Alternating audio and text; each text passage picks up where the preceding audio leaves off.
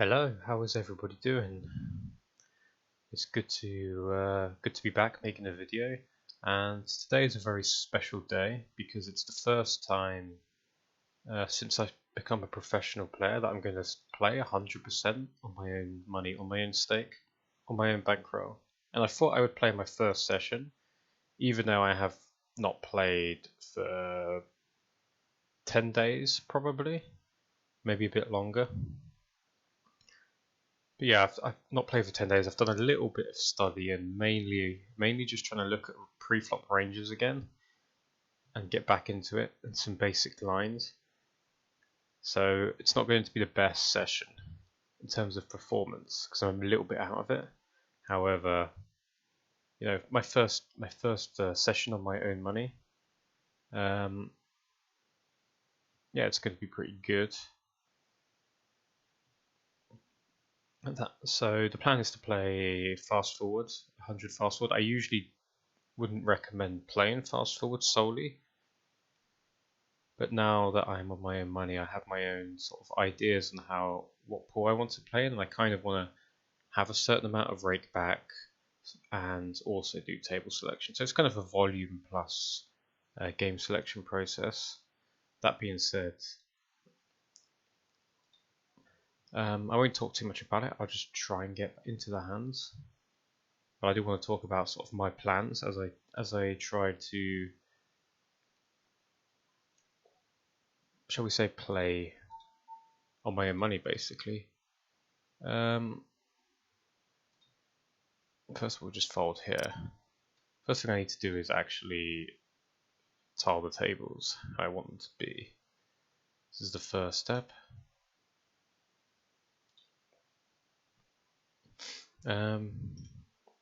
Yeah, 100ff. So the thing about playing Zoom fast forward type games is you don't get to game select and you don't get to put yourself onto the best tables all the time. You do end up four-handed.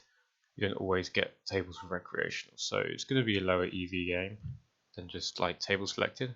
You do get more volume. Whether that gives you more of an hourly, I think, is very dependent on the rake back you get, or also just your general ability. So we've got some hands here. This first hand we're going to defend. 10-8, 2.5x against probable reg. Here we were going to 3-bet, but now we're folding. And then this is flop we could have considered raising the hand sometimes. And he uses check strategy. I'm going to use the biggest sizing. I could use a lot of sizings here. I could overbet potentially on this turn. I could use a block size, and if I think he's unbalanced. Yeah, I decided to use the big size and hit the 8. It's kind of just a hand that has a little bit of showdown value, but not a lot. I might consider a check call though. I don't know though. Have to think about it. Because typically what happens when people are checking flops, obviously they're trying to have a balanced strategy. They'll check like some weaker queen x. Overbet is kind of just it's kind of just saying he has 2 pair, or he was just checking really strong on the flop.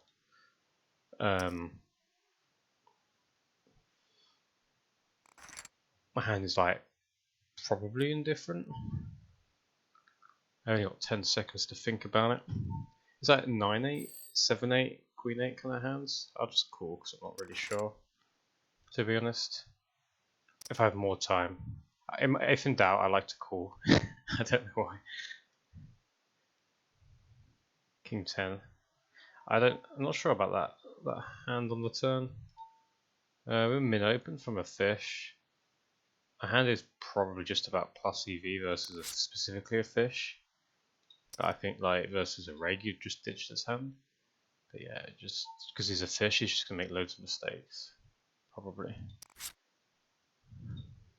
We call flop, and then he uses one big blind on the turn. We have a pair. It's kind of low board. It's just gonna be easy. Cool. He could have all sorts here. They're just gonna probably call down. Easy check down. He's badly betting a 2.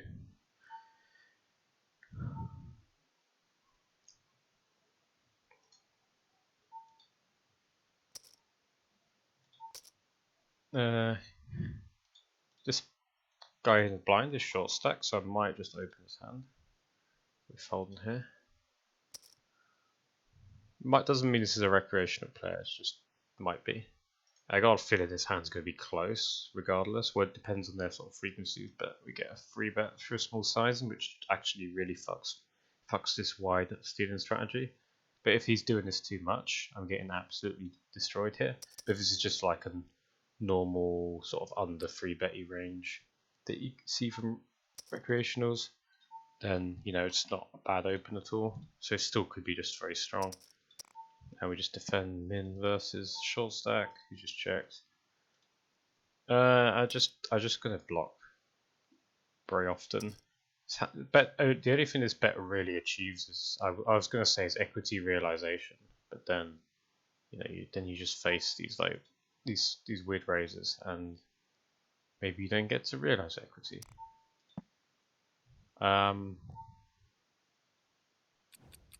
The problem here is like a fish can just raise like things like ace queen of hearts. So yeah, we got kind of owned there, but whatever, it happens. Because you can definitely check all that hand.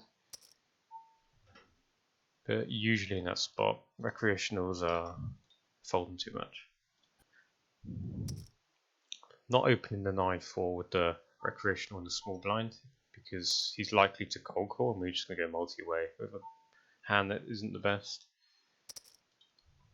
Yeah, this hand I was interested. I don't think he should be calling the turn here in my opinion. Against the block, I kind of agree. He has a gut shot though. I guess he just has to call, doesn't he? He uses the big size here on this board, which on this king 10-6 board is probably reasonably close, but I'm just gonna like play it safe and fold, and focus more on having connectivity. So like straight draws. Oh. Yeah, so we use big on turn here, he defends. I'm gonna open this. He just defends a gut shot. It's very interesting he doesn't see that gut shot without a backdoor flush here, blocking the diamond too. Because like maybe he just wants the club to see bet, but like who knows? Like who actually knows? Multiple strategies you can have here. I'm gonna just 4-bet to this sizing. I was thinking multiple strategies being I could shove or I could 4-bet to small size, but I think I just prefer this. Just gonna call a jam off too, and it's an easy call versus a small 25% bet.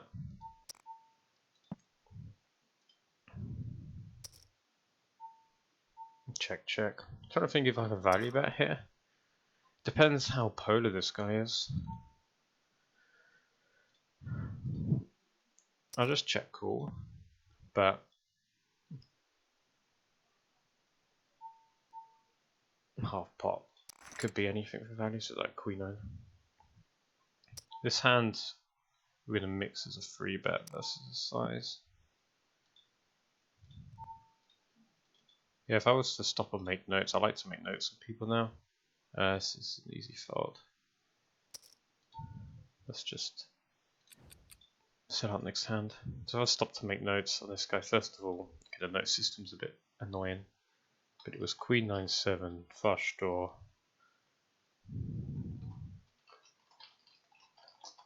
So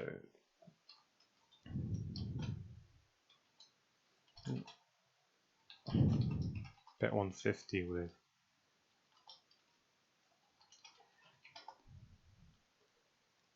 maybe that's a bit too much stuff.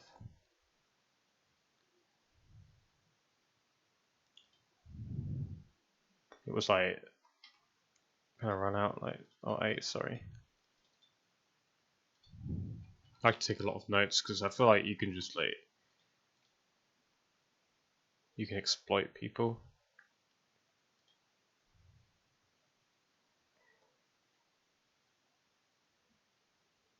If your note taking is really on point, but I don't want it to be too long, so I'll just do this.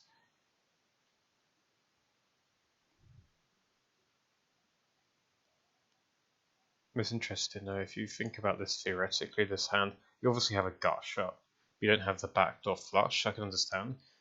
But like, the king of diamonds probably will bet more, because your hand's probably, it depends on your strategy, but your hand's probably like, if you're going to have a big bet here, this hand can definitely go in it, or you can go to check. So it's just noteworthy that he's doing this without noting the no backdoor flush draw. Because my theory about how he plays is, if he has a club, he's betting pure, and if he doesn't, he's checking. That's probably my theory, because he's also probably making very quick decisions, seeing as he's probably playing fast forward.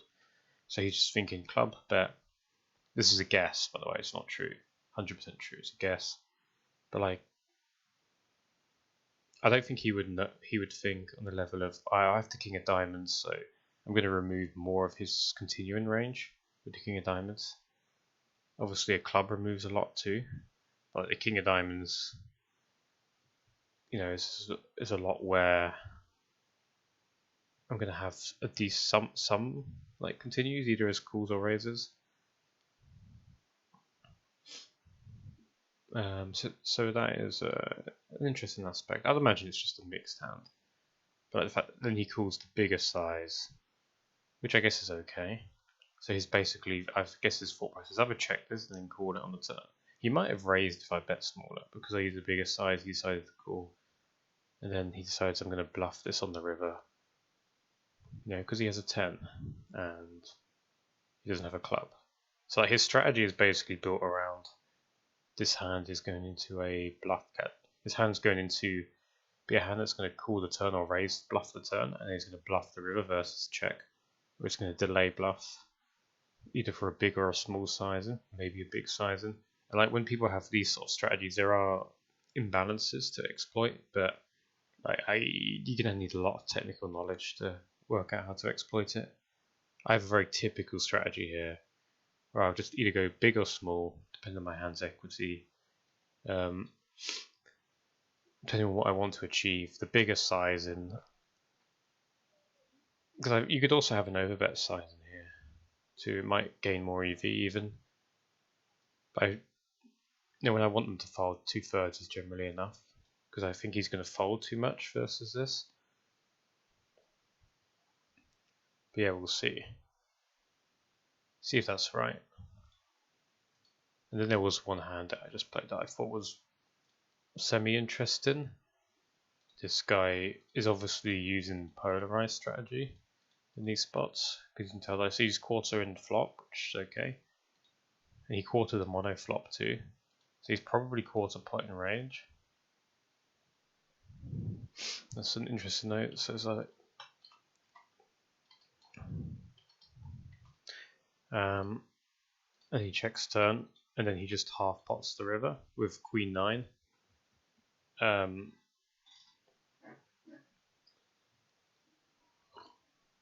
If you're against a player that uses multiple sizings here, like blocks turns and stuff, there's going to be way less queen x in the range, and like the river bet could be just like a lot weaker. It could even have 7s in it, possibly. But I see in this line, it's just the same thing. Got a first big blind.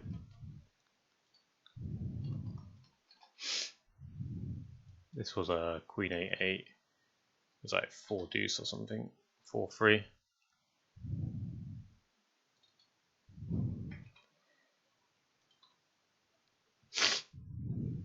But yeah, it just tells me that he's probably using a polarized strategy on the turn, and he's bet 50 sizing on the river. It's kind of like more of a milky sizing, because it's like I'm still gonna call here regardless if he bets 150% or 50%.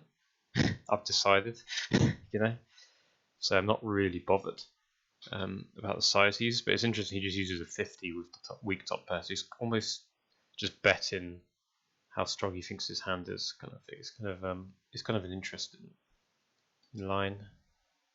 So like, it's just something to pay attention. I mean, it's a paired board too, So maybe if he bets big on the river, he's more full of shit. We'll see.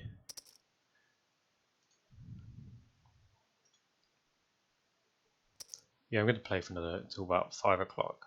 I think that's when the rake back boost ends. Yeah, this is it's just pre-flop jamming. So we can probably comfortably assume that's a recreational player. Not everyone who doesn't buy in is a rec, but yeah.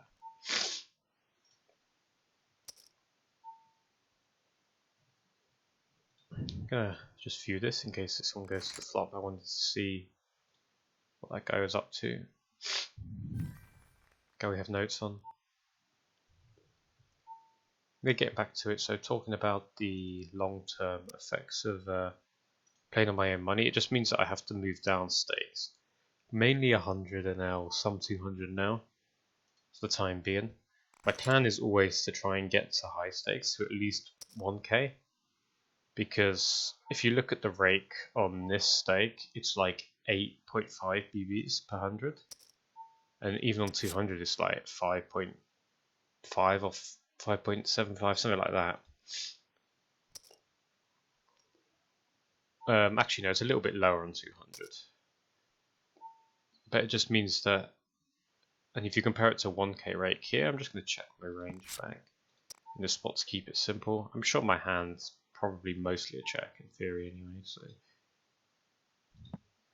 And so we have a choice here between if we want to play a balanced strategy or an exploitative, and I'm just going to try and play a balanced strategy. It's not the best river in the world, to be honest. I think this could be a recreation play. We have an easy check down here. Probably going to lose to a 9, but hopefully he's just not bluffing a hand like 5s and we win. So that's good. Good for us.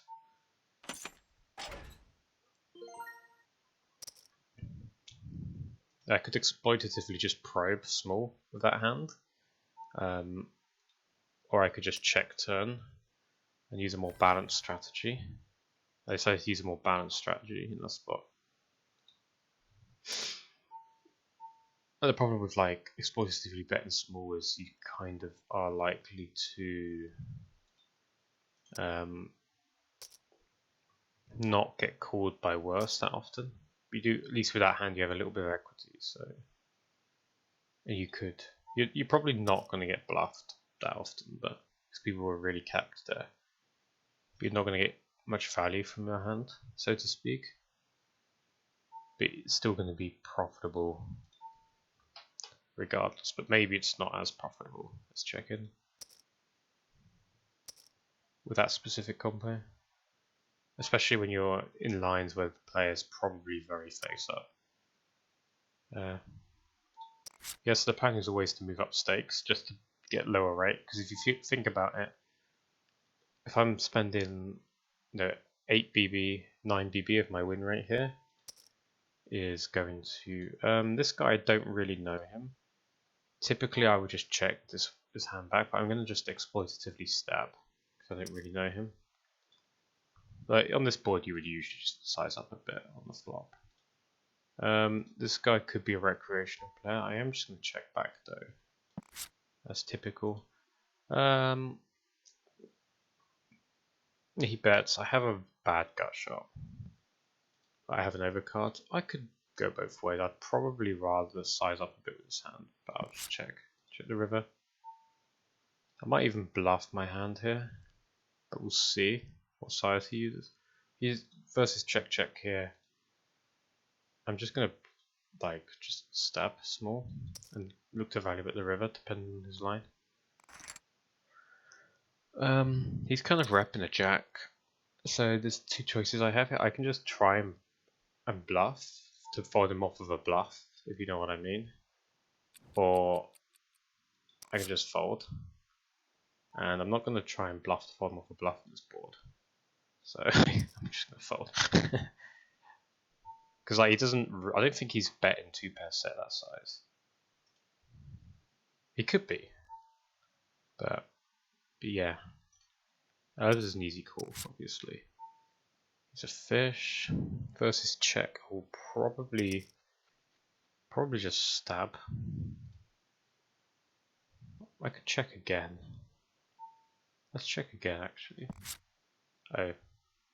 Okay. Is he even just going to fold? I don't know. He might fold, so I'm just going to overbet.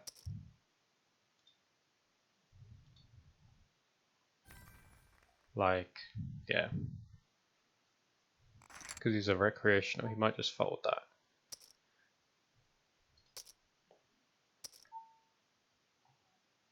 I figured I would check and then value at the river. I'm more likely to get called by like a sort of like a sevens. Not believing, but I think like betting is super profitable regardless.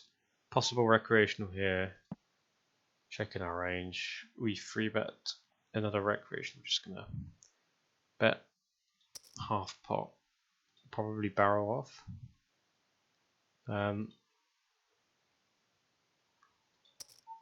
Use this bet. We're still gonna get called a lot by like worse hands sizing up. So here I just have a choice deciding, is my hand a bluff catcher or a bluff hand, or can I take my showdown value? What kind of hands do we make fold that are better in this spot? Don't think we make too much better folds specifically here, so I'm actually just going to check and potentially bluff catch. But we'll see. This is a recreational. We'll just check it down and we'll try and beat some kind of, well, like some kind of like random ace jack, king queen, king jack offsuit, just kind of offsuit spade hand. Jacks is very strong. That was not folding the river. If we tripled, that was not going to fold. Just analysing the texture. We could have also checked back the flop, I guess. This tagged as a recreational, but he uses a sort of 1/3 sizing, so maybe he's not one. But I don't know. He uses 33 130 queen 8 on this board. Check back here. Generally I don't fold top pairs to fish, but this is one of these exception boards where I'm just going to like tighten up my calling range to be equity driven and then just delay. Here's a delay stab here. Just complete double check. I expect it's going to be relatively capped.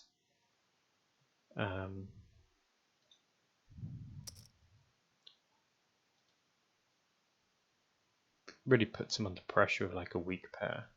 But like we're just trying to fold air off at the moment.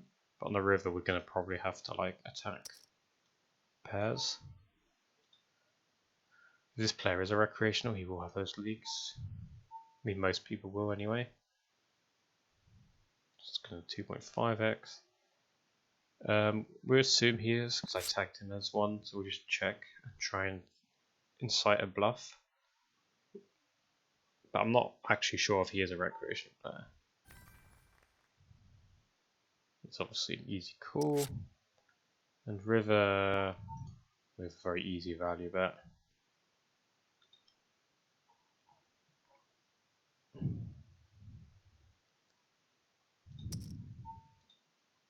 Gonna overbet. 3 big blinds is a fold. I mean, obviously it's a fold. He got paid, but I'm wondering what we got paid by.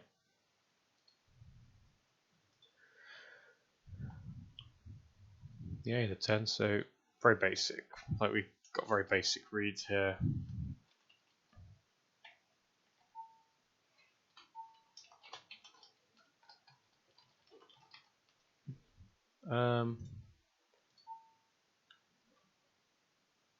We're gonna pure call this.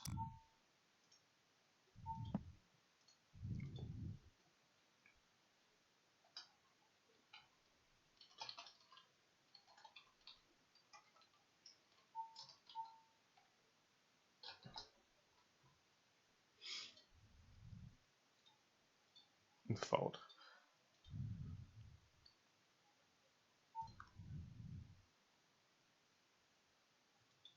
The SS just means he's short stacked. So it's 10-7-4, 2 jack. We're going to range quarter here, and here I can have different strategies. I'm just check. Here I actually could continue, like I could split my range for blocking, just to block value bet hands like this. I'll just check. I think I'm just prefer to keep value betting.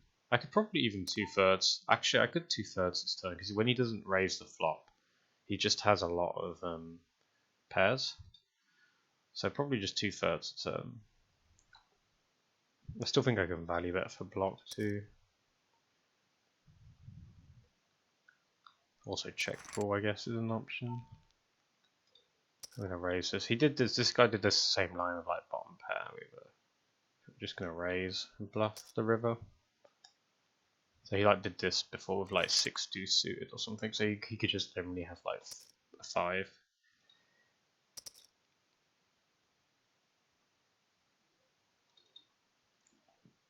I'm just gonna make a note king heart, 10 off, 10-7-4. I can't remember the exact run out. 10-7-4 deuce jack. And just make a note, flush closed river, so flush comes on the river. The fact that I have a H there means that it's going to be, I mean I could write S too to mean suited, but I understand what that means.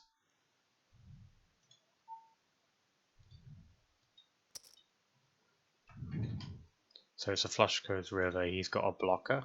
Sorry, it's a 10 of, it's a 10 of suited, so he's a flush blocker basically. Could you use this for this size, I guess?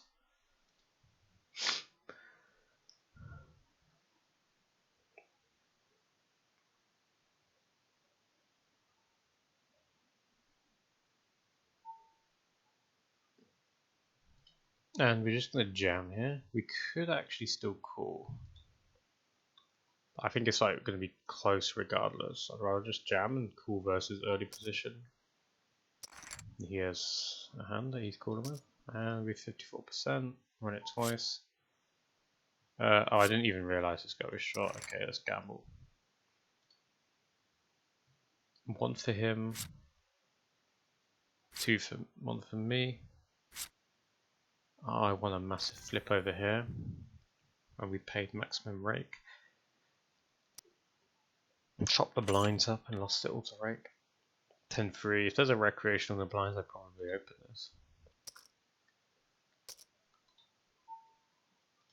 And we use a smaller sizing. Yes, this is quite interesting. Like he's using the bet 70 size on the turn, like with top pair, basically. Top pair, good kicker. So it gives me the information. Okay, if he's like, if he with another low dry board and he's just like bet 30, you know he's not going to be strong. So it just gives us more of an excuse to bluff, really. I love excuses to bluff. I'm just like 3-bet side. He went like 3.3x. And then he's like, so it's like interesting. Obviously we're calling the flop. Gut shot. With fishing blind. Size up.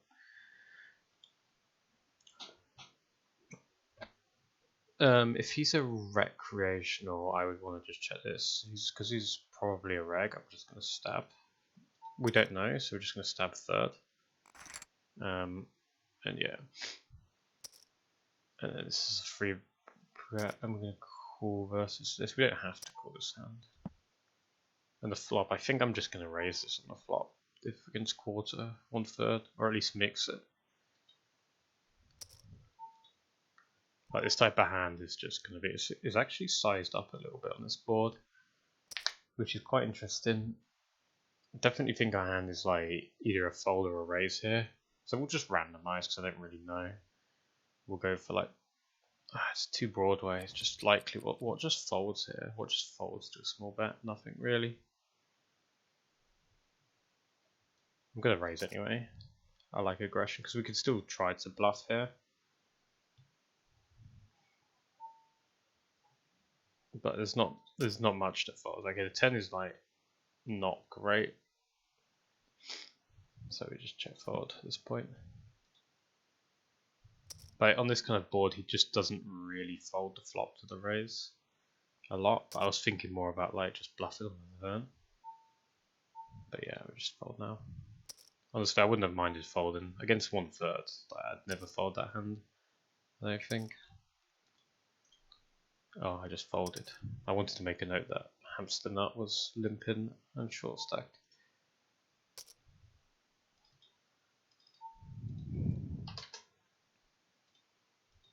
I'm gonna watch this hand. I'm gonna see what if we can see this guy's cold call range, and we just free bet this size. This is what this guy's opening. Get some info.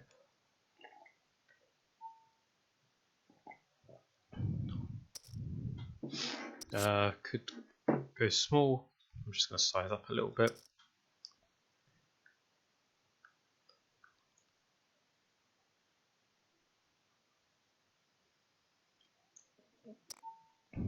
Ten is going to be an easy check. So he is going to have Jack 9 suited here. He's going to have Queen 10 suits here, Ace Queens, King Queens. You have 8s and 3s. These are like his value portions combo. The check is kind of good, but the river isn't. Check is kind of like you could have like 10x of hearts, but like all these like 8-9s and stuff we just don't beat anymore. We have a pure check on the river for sure, and he actually checks back King Queen on the turn and the river. Which is fair enough on the river, but on the turn, I guess it's okay.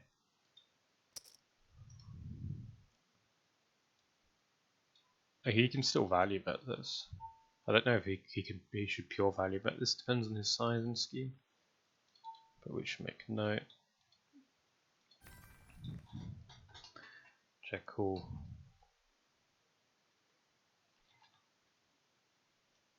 Bet 50. Check check.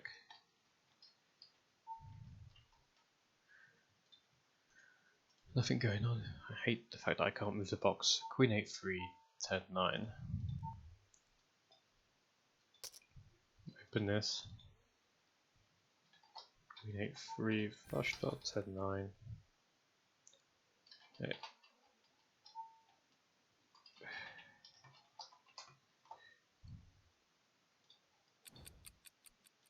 Should be opening that.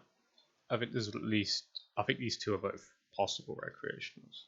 I know this was the guy that I just played a hand with. Maybe he isn't. So I just open wider with suited hands.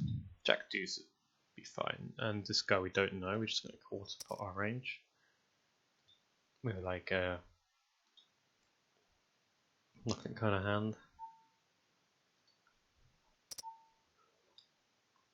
He raises, fine.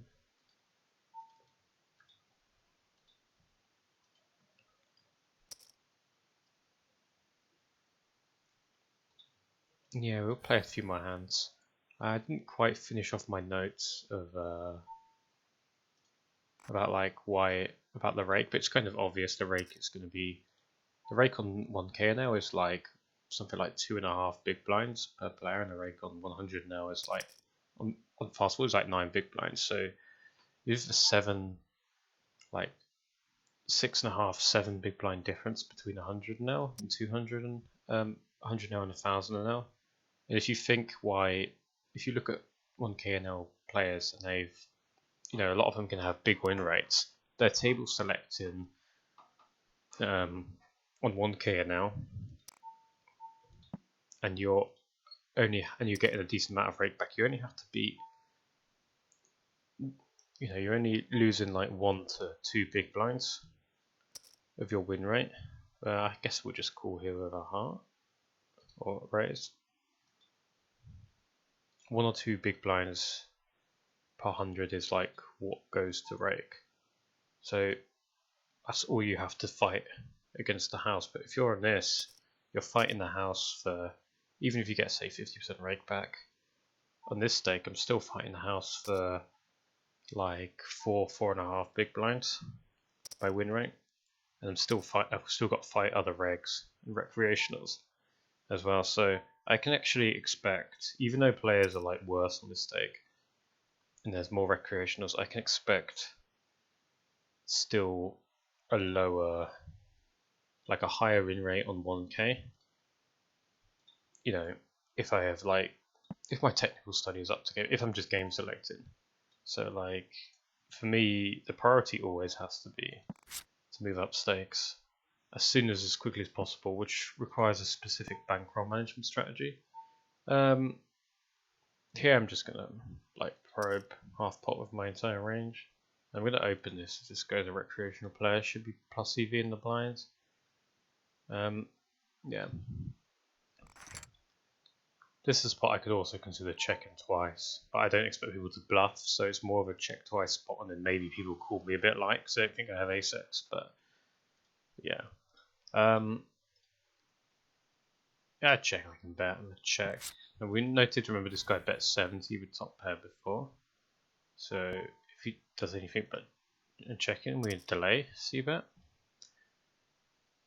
If our assumptions are correct, he never has a strong hand here. And he's going to be capped just showdown value bluff catches, so we're just probably going to have like a spot where he's just massively leaking. There we go. You saw that guy limp earlier, so we know he's a fish. So yeah, let's play this hand. So we have a button, try and end on the button so we don't get screwed by being in the blinds every session. He's in 1/3, he's recreational, he's 1/3. Though he mixes in theory, I think it's probably going to be better to be theoretically somewhat accurate here. So we'll just use a 4x size. Because if he's a type of recreational, he might barrel a lot in position potentially on the turn. We just have uncomfortable spots, so we might as well just mix, and he probably doesn't defend properly with overcards anyway. 4-bet call. Typically using this size and in position. I did this cold 4-bet earlier, I probably should have sized up pre-flop, but I don't think it matters a huge amount. It does matter a little bit. He also have jacks pure here, but I think he also has ace jack pure. Queens probably calls quite a lot, so it's just have a free street value hand. I could half pot it, but I think I'm just going to 1/3 and then decide if I fast play the turn, depending on the turn. The drier the board, the more likely I am to just 1/3 of the turn. And yeah, this is going to be super dry. 4x is barely going to exist here. If he's not fast playing queens or jacks, it's a little bit worried that he could have jacks or even aces, but I just think we do this line.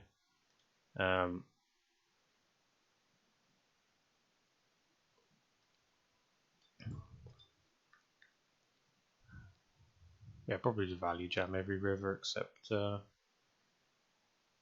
ace, I guess. He's tanking. Deciding what to do with his hand, he folds.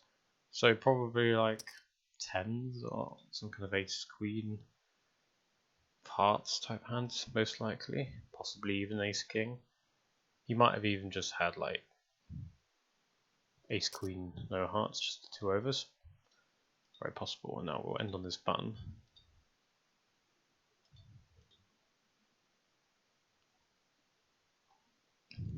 We accidentally 2.3x, by the way. We don't usually do this, but makes us a little bit more inaccurate pre-flop. But for the amount of EV, it's probably minuscule, so it rarely matters. Just depends on their tendencies, how well they defend versus smaller sizings. It could possibly even be the best sizing on the button for all I know. But I tried to play mostly the same. But yeah, the long-term plan is to move up stakes. So we have to balance managing our bankroll, taking shots, earning a living, putting in volume. Yeah, long term, definitely want to be playing 10x stakes here. because that is the way to go in poker. And it's also, you do end up doing a lot of reg battling on 1K, but because the rake is so much slower, if you really study effectively, you can actually have an edge on the regs in 1K, where you're just playing 100 zoom. There's so many different players. Just having a general strategy, like you're battling so many different players. A lot of them are regulars. A lot of them don't have huge, massive leaks that you can exploit for like dozens of big blinds per hand or something. They're probably going to have like small ones that add up. So like your edge is going to be, you're still going to have edge, but is it going to be bigger than the rake you have to pay? That's really an ambiguous question. So realistically, it's just about win, move up, pay less rake. So yeah, game selection is definitely the best way to go in that regard, but we'll see. Anyway, that's the video. Sorry if my voice sounds a bit off. I do have a bit of a cold. But yeah, thanks for watching and wish everybody the best of luck.